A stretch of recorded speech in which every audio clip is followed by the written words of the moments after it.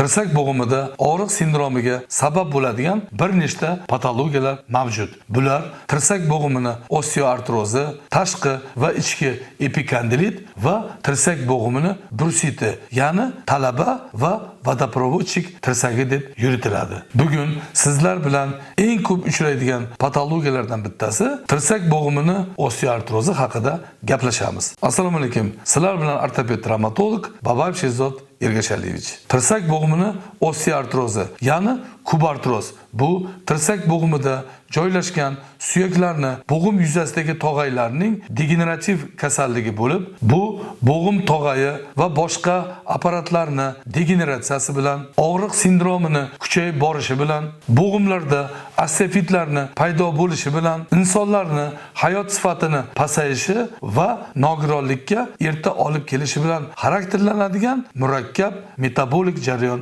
hisoblanadi. Bizga ma'lumki, bo'g'im osteoartrozlari barcha insonlar populyatsiyasini 13-42% tashkil qiladi. Nogironlikka olib kelishi bo'yicha barcha kasalliklarning ichida 5-o'rinni egallaydi. Tayanch harakat sistemasining kasalliklarining ichida esa 1-o'rinni egallab kelmoqda.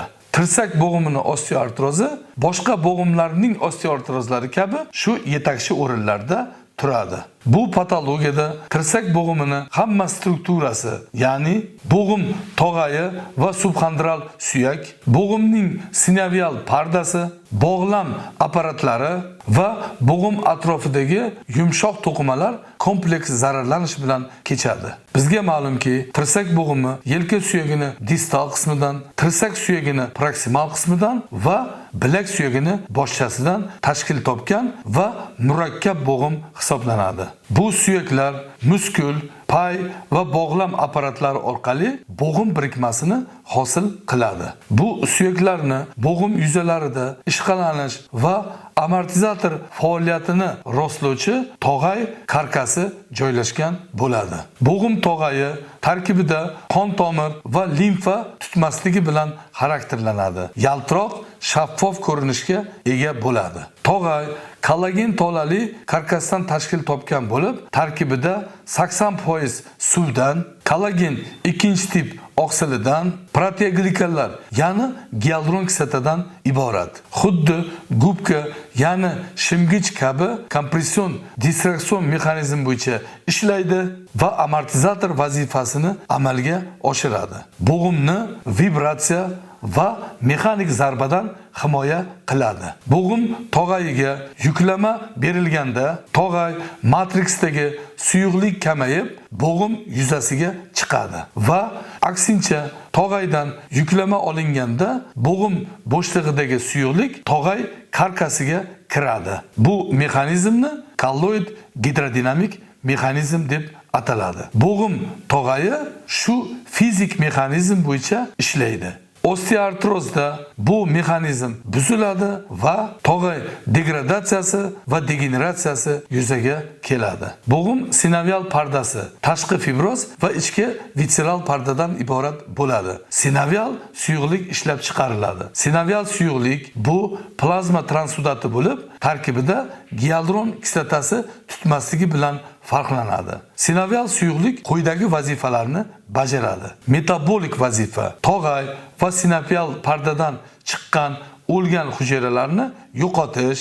Lokomotor vazifa: yuqori qovushqoqlik va elastiklik xususiyatga ega bo'lib, kompression, dekompression mexanizmlarini amalga oshirish. Trofik funksiya, ya'ni bo'g'im tog'ay hujayralari uchun ozuqa manbai va baryer funksiyasi, ya'ni tarkibida immunokompleks hujayralar tutadi va bo'g'imni begona agentlardan himoya qilish vazifalarini bajaradi. Tirsak bo'g'imi osteoartrozini kelib chiqish sabablari va xavf omillari quyidagilardan iborat. Tizimli omillar: konstitutsion faktor, ya'ni ayol jinsi, millat va irq, insonlarni gormonal statusi, menopauza yoki boshqa holatlar, komorbid holatlarni qo'shilib kelishi, qandli diabet va boshqa metabolik holatlar, genetik omillik, oilaviy moyillik, suyaklarning mineral zichligining kamligi, ya'ni osteoporozning borligi, kalsiy,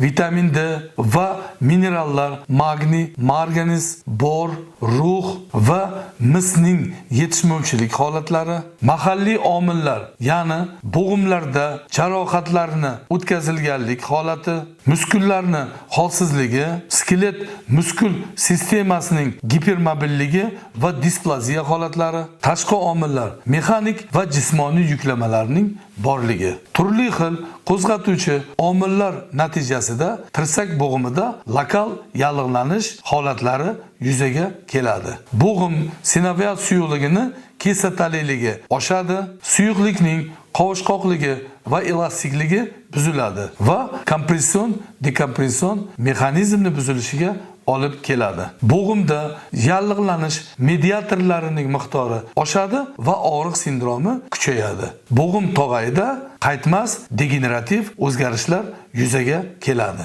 Ishqalanish ortib, yuklamani bo'g'im yuzalariga teng taqsimlanish holatlari buziladi va og'riq yuzaga keladi. Natijada bo'g'imda deformatsiyalar va kontrakturalar rivojlanishiga olib keladi. Kasallik birlamchi va ikkilamchi turlarga bo'linadi. Tirsak bo'g'imini osteoartrozida quyidagi klinik holatlar kuzatiladi. Og'riq, mexanik og'riqlar. Bu yuklama berilganda kunning ikkinchi yarmida kuchayadigan og'riqlar. Bu og'riqlar dam olgandan keyin o'tib ketadi. Start xarakterdagi og'riqlar. Bu og'riqlar bo'g'imga harakat boshlangandan keyin yuzaga keladigan og'riqlar. Bu og'riqlar bo'g'im yuzalaridagi tog'ay detritlari bilan xarakterlanadi. Reflektor va bloklanuvchi ko'rinishdagi og'riqlar ham kuzatiladi. Keyingi belgi karaxtlik va shish. Bo'g'im funksiyasini buzilishi va harakat amplitudasining kamayishi. Bo'g'imlarda krepitatsiya, bo'g'imlarni deformatsiyalanishi va osteofitlarni paydo bo'lishi va bo'g'im atrofi mushaklarini atrofiyasi. Osteoartrit yengil, o'rtacha og'ir va og'ir kechishlarga bo'linadi. Tirsak bo'g'imini osteoartritida klinik belgilardan tashqari instrumental tekshiruvlar o'tkaziladi. Ya'ni rentgenografiya, kompyuter tomografiya, magnit rezonans tomografiya, laboratoriya va suyaklarni mineral zichligini aniqlash, ya'ni densitometriya tekshiruvlari o'tkaziladi. Osteoartritlarni rentgenologik 5 ta darajasi tafovut qilinadi. 0-daraja rentgenologik o'zgarishlar kuzatilmaydi. 1-darajada suyak strukturasida kestasimon o'zgarishlar kuzatiladi. Subxondrial sohada chiziqli osteoskleroz holatlari va mayda qirg'oqli osteofitlar ko'rinadi. 2-daraja yaqqol osteoskleroz, bo'g'im oralig'i biroz torayishi va yakka osteofitlar kuzatiladi. 3-daraja yaqqol subxondrial osteoskleroz, bo'g'im oraliqlarini ko'rinarli darajada torayishi va ko'plab osteofitlar. 4-daraja ko'plashgan qo'pol osteofitlar, bo'g'im oraliqlarini yo'qligi, bo'g'im deformatsiyalashgan va qalillashgan bo'ladi. Tirsak bo'g'imini nofarmakologik, ya'ni dori-darmonlarsiz davolash usullari. Birinchi, bemorlarga kasallik haqida tushuncha berish va ularni o'rgatish. Bemorlar hayot tarzini yaxshilash, sog'lom turmush tarzi va jismoniy faollikni o'rgatish. Vitaminlar, minerallar va kollagenga boy oziq-ovqat mahsulotlarini iste'mol qilish va fizioterapevtik davo muolajalari. Kasallikni farmakologik, ya'ni dori-darmonlar bilan davolash usullari. Nosteroid va steroid yallig'lanishga qarshi dori vositalarini tizimli qo'llash, xondroprotektorlar, miorelaksantlar, vitamin preparatlari, shishga qarshi dori vositalari, glyukokortikoid dori vositalari, gialuron kislotasi va polinukleotid dori vositalarini mahalliy qo'llash. Proloterapiya, ya'ni proliferativ terapiya. Bu terapiya tarkibida kollagen saqlovchi dori vositalarini lokal ineksion terapiya sifatida mahalliy qo'llash. Bu usullar haqida lokal ineksion terapiya mavzusidagi videolarimizda to'liq ma'lumot berib o'tganmiz. Va osteoporoz bilan kurashish, antirizeptiv terapiya. Sizlarga suyaklaringizni mustahkamligi, baxtli va uzoq umr tilaymiz. Rahmat.